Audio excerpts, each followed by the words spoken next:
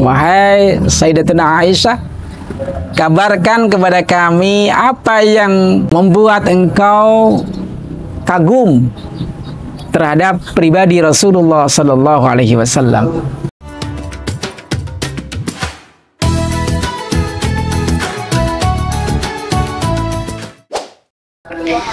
Assalamualaikum warahmatullahi wabarakatuh. Alhamdulillahi wa kafa, wassalatu wassalamu ala sayyidina al-Mustafa wa ala alihi wa ashabihi ahli sidqi wal wafa. Allahumma la sahla illa ma ja'altahu sahla wa anta taj'alul hazna idza syi'ta sahla. Amma ba'd. Sahabatku seiman rahimani rahimakumullah jami'an insyaallah. Suatu ketika Atha rahimahullah pernah bertanya kepada Sayyidatuna Aisyah radhiyallahu anha, istri Rasulullah sallallahu alaihi wasallam. Atha menyampaikan, akhbirina bi'ajabi ma ra'aiti min Rasulillah sallallahu alaihi wasallam. Wahai Sayyidatuna Aisyah, kabarkan kepada kami apa yang membuat engkau kagum terhadap pribadi Rasulullah sallallahu alaihi wasallam. Lalu kemudian ditanya seperti itu, Aisyah radhiyallahu anha tidak langsung menjawab, malah kemudian beliau meneteskan air mata. Sehingga kemudian Atha bertanya lagi, apa yang menyebabkan engkau meneteskan air mata, wahai Ummul Mukminin? Lalu kemudian Aisyah radhiyallahu anha menyampaikan, satu ketika Rasulullah SAW di satu malam datang ke rumahku. Lalu kemudian kami berdua beristirahat. Tidak lama setelah itu kemudian Rasulullah SAW mohon izin untuk ambil air wudhu dan melaksanakan sholat. Akhirnya kemudian Rasulullah SAW melakukan sholat, berdiri lama, lalu kemudian beliau sesenggukan menangis. Saking derasnya air mata beliau sampai membasahi dadanya. Lalu kemudian Rasulullah SAW melanjutkan ruku, demikian juga beliau menangis. Kemudian dilanjutkan dengan sujud, sudah sama juga melakukannya dengan cukup lama dan juga sambil menangis. Lalu setelah itu kemudian Rasulullah SAW kembali berdiri, dan itu berlanjut sholat tersebut sampai kemudian berkumandang azan dari sahabat Bilal radhiyallahu anhu. Setelah kemudian usai sholat, saya bertanya, kata Aisyah radhiyallahu anha kepada Rasulullah sallallahu alaihi wasallam, ya Rasulullah, ma yubkika wa qad ghafarallahu laka ma taqaddama min dhanbi wa ma ta'akhkhar. Ya Rasulullah, apa yang membuat engkau sholat kemudian menangis demikian lama, demikian derasnya tangisannya sampai kemudian membasahi dada? Bukankah Allah Subhanahu wa Ta'ala sudah mengampuni dosa-dosamu ya Rasulullah, baik yang sudah berlalu maupun yang akan datang? Tapi kemudian apa jawaban Rasulullah SAW?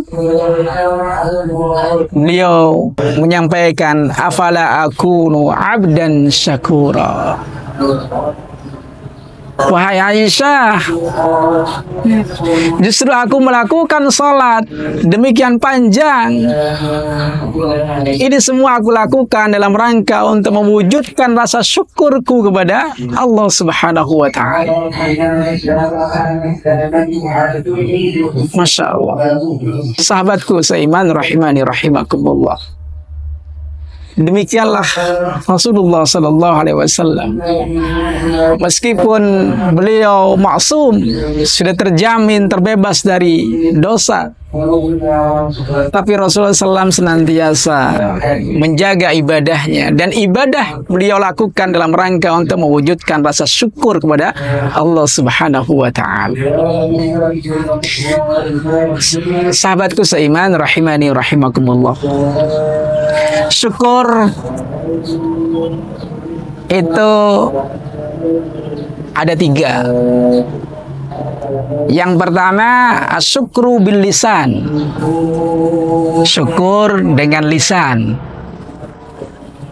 Wa huwa i'tirafuhu bin ni'mati bina'til istiqanah.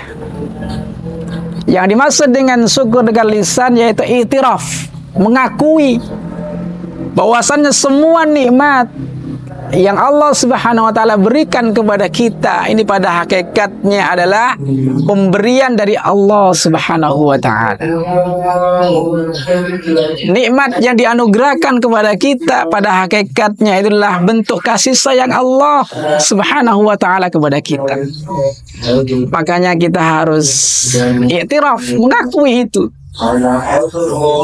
Dan tentu saja lisan kita harus kita basahi dengan mengucapkan alhamdulillah, alhamdulillah, alhamdulillah, alhamdulillah, sebagai bentuk dari iktiraf kita bahwasanya memang nikmat yang kita terima inilah anugerah dari Allah Subhanahu wa Ta'ala.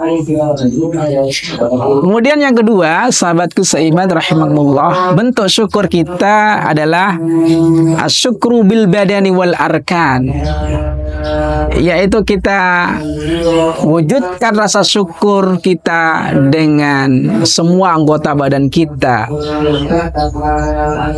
Wa huwa ittisafu bil wafa wal khidmah, yaitu dengan kita upayakan semua anggota badan kita ini dalam rangka untuk mengabdi kepada Sang Pemberi nikmat, kepada Allah Subhanahu wa Ta'ala. Allah memberikan lisan kepada kita, alhamdulillah bisa berbicara. Tentu saja kita berusaha untuk mengoptimalkan lisan kita dengan zikrullah, dengan tilawah Al-Quran, dengan melaksanakan ketaatan-ketaatan. Demikian juga anggota badan yang lain. Pandangan kita, penglihatan kita, pendengaran kita, anggota badan kita yang lain kita upayakan untuk mewujudkan rasa khidmah kita kepada Allah Subhanahu wa Ta'ala dengan beribadah kepada Allah Subhanahu wa Ta'ala. Kemudian yang berikutnya adalah asyukru bil qalb, wa huwa inikafu ala bisati syuhud bi idamati hifdzil hidmah. Hati kita itu juga kita upayakan untuk kita ajak bersyukur kepada Allah Subhanahu wa Ta'ala. Dengan cara apa? Kita jadikan hati ini menjadi tempat yang nyaman untuk bersemayamnya iman. Rasulullah SAW dalam salah satu hadis menyampaikan, laisal imanu bitamanni walat tahalli walakinnal iman ma waqara fil qalbi wa saddaqahul amal. Iman itu bukan hanya sekedar angan-angan, bukan hanya sekedar ucapan dalam lisan, tapi iman adalah sesuatu yang tertanam, ma waqara fil qalb, yang bersemayam di dalam hati kita. Jadi kita upayakan agar supaya hati kita ini menjadi hati yang bersih, ya, di mana kemudian iman itu merasa nyaman, merasa tenang. Karena iman itu sendiri sifatnya yazid wa yanqus, naik turun.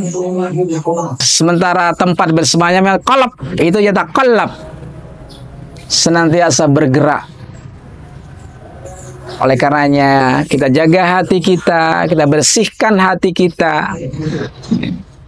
Dan salah satu cara membersihkan hati itu adalah dengan tadi kita melaksanakan ibadah Ramadan. Dan tentu saja kita upayakan untuk ibadah Ramadan ini kita sempurnakan. Allah Subhanahu wa taala berfirman dalam surat Al-Baqarah ayat 115, A'udzubillahi minasyaitonir rajim. Bismillahirrahmanirrahim. Walitukmilul iddata walitukabbirullaha ala ma hadakum wa la'allakum tashkurun.